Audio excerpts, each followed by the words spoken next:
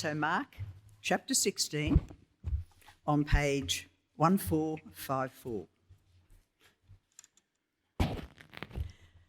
When the Sabbath was over, Mary Magdalene, Mary, the mother of James, and Salome bought spices so that they might go to anoint Jesus' body. Very early on the first day of the week, just after sunrise, they were on their way to the tomb, and they asked each other, "Who will roll the stone away from the entrance of the tomb?" But when they looked up, they saw that the stone, which was very large, had been rolled away. As they entered the tomb, they saw a young man dressed in a white robe, sitting on the right side, and they were alarmed. "Don't be alarmed," he said. "You are looking for Jesus, the Nazarene, who was crucified.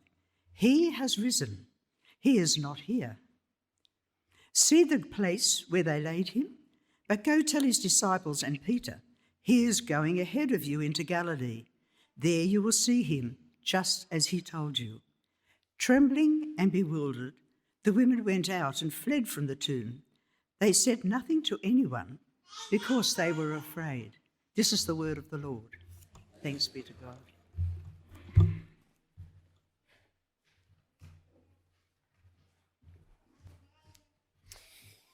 Thanks, Jeanette. Good morning.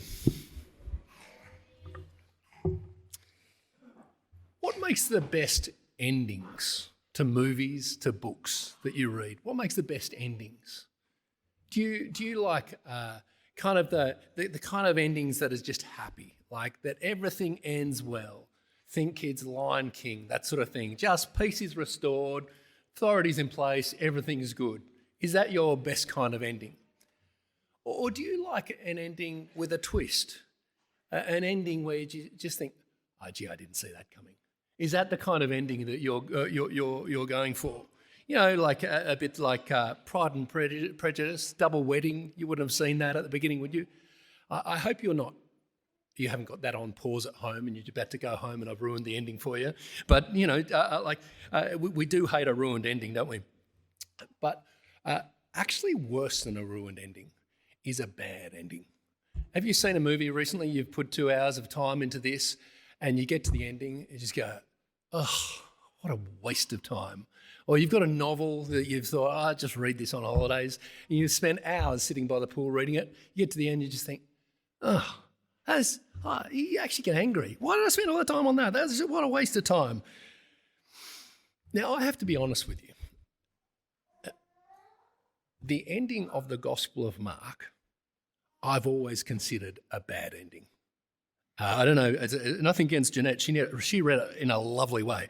But I just reckon that reading we heard, the end of the Gospel Mark, is a bit disappointing.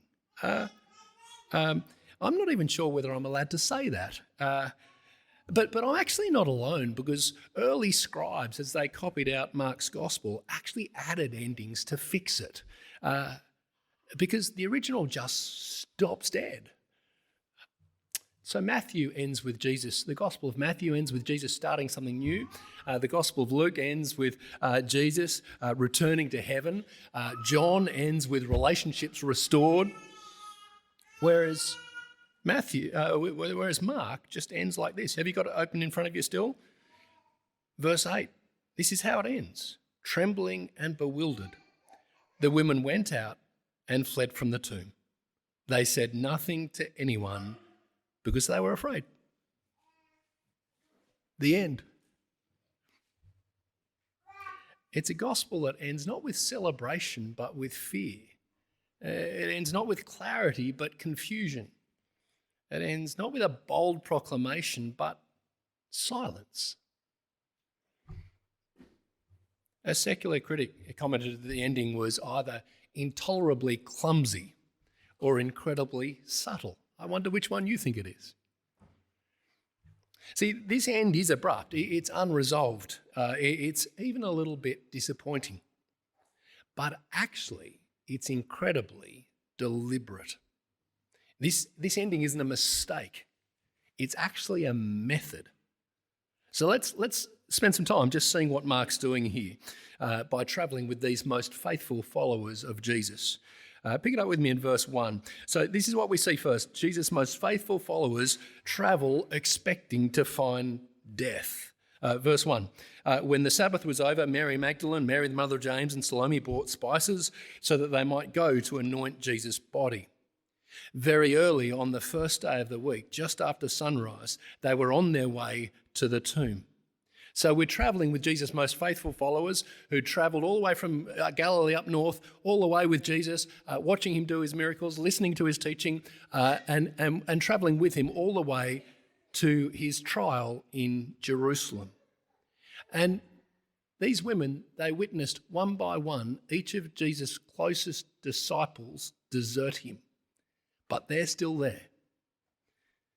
And now Friday, they've witnessed his death. On Saturday, they didn't do any work. They didn't expend any effort because it was the Jewish Sabbath. And now here we are on Sunday. They got up early, go and spent money on spices necessary for the entombed body of Jesus. These preparations here are the strongest proof that even Jesus' most faithful followers were not expecting the resurrection. In fact, even though Jesus had predicted it, it was the furthest thing from their minds.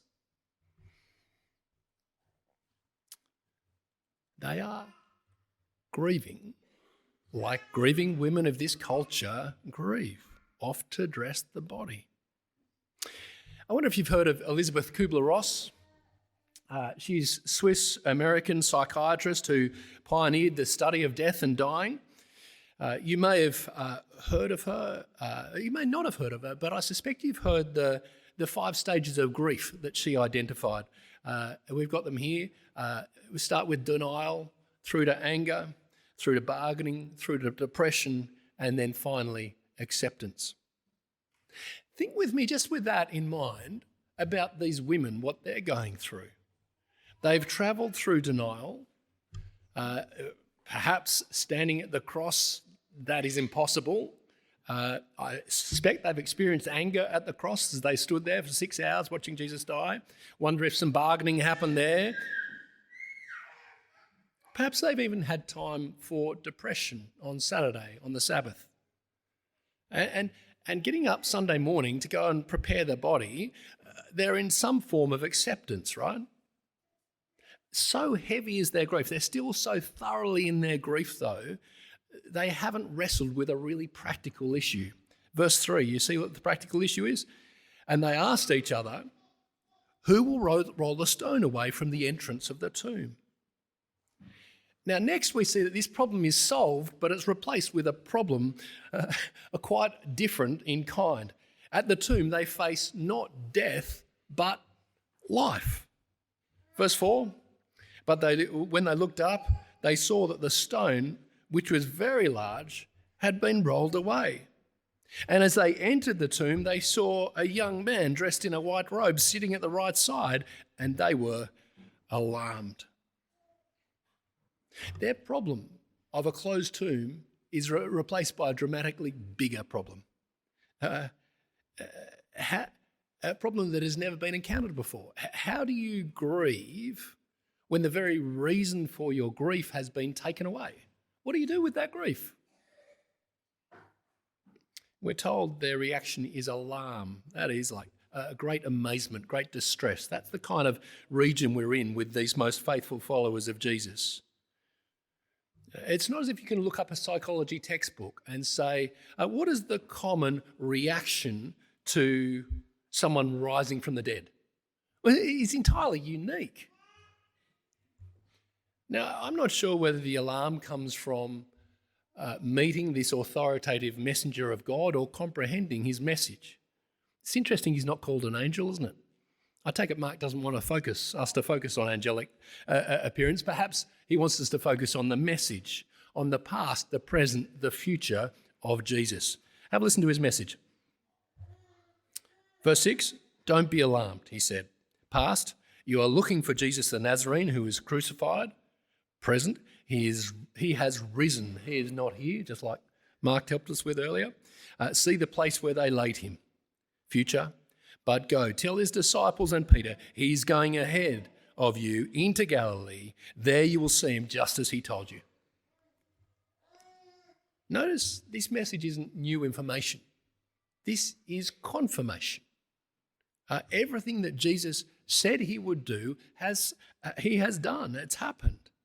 And these women are to pass on this message to the disciples and one person who is named. Who was named? Peter, the guy that had failed most publicly. The one who said, I will never, and then did. And he's named, which means there is hope that failure doesn't disqualify us from relationship with Jesus. If Peter can be forgiven, any of us can be. The comforting news for us is that Jesus doesn't give up on his disciples. No matter how great their failure, no matter how many their faults, no matter how much their desertion stung Jesus, they will see Jesus again. And there is hope for forgiveness in the way that this is set up. And this matters for us. Because the resurrection isn't just about them, it's actually also about us. If Jesus really rose from the dead, then one day we will meet him too. He says it's not just the disciples who will see the risen Jesus again. You will see the risen Jesus again too.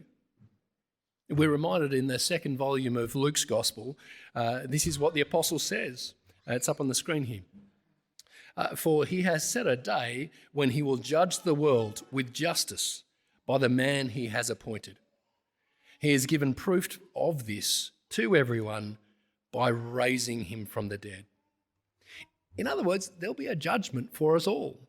The resurrection guarantees that one day we will be raised from the dead and Jesus will be our judge.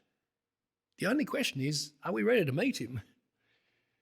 I suspect Peter was pretty nervous about meeting him on that day.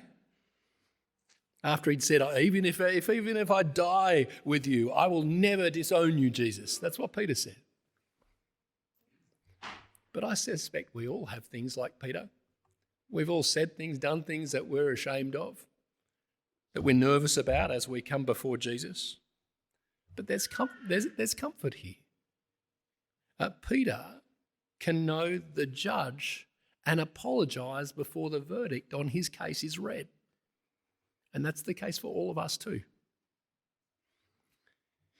This is the message that those most faithful followers of Jesus were to carry back to Peter and his disciples.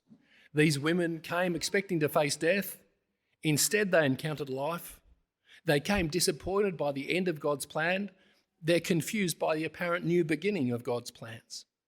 Now, I don't know what the Kubler-Ross model would say about their grief now, but you wouldn't be amazed if they'd gone from acceptance right back to denial again, would you? They'd be starting all over again. The problem isn't lack of evidence. The problem is the evidence is just so too big to comprehend.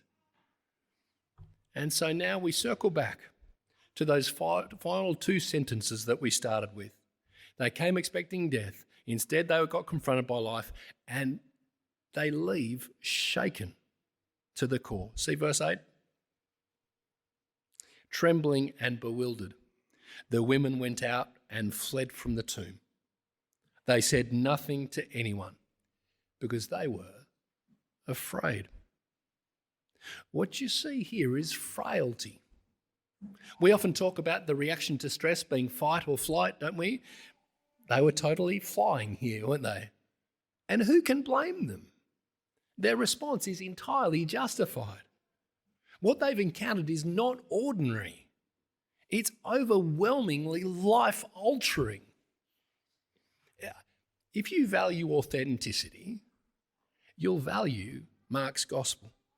Because Mark is under no illusions about the claim of the gospel. He doesn't gloss over it. He doesn't gloss over the kind of the struggle to accept what's happened. He presents these women as struggling to comprehend in a really authentic way.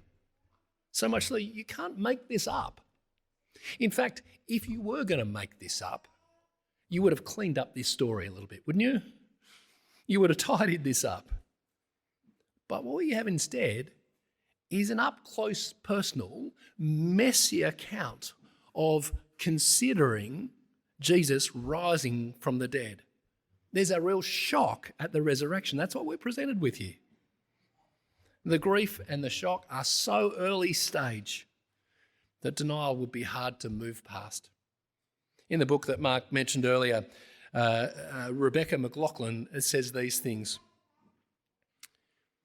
She says, many today think that our gullible pre-scientific ancestors might have been easily convinced that someone rose from the dead, but that modern educated people can't take the resurrection seriously. She continues, but I've worked with countless leading academics at universities from MIT, Cambridge, in fields ranging from physics to philosophy and from places as diverse as England, India, China and Iran, who do believe this central historical claim of Christianity. In fact, the historical evidence for the resurrection is as good as almost any event of ancient history. That's from her chapter, Is the Resurrection Credible?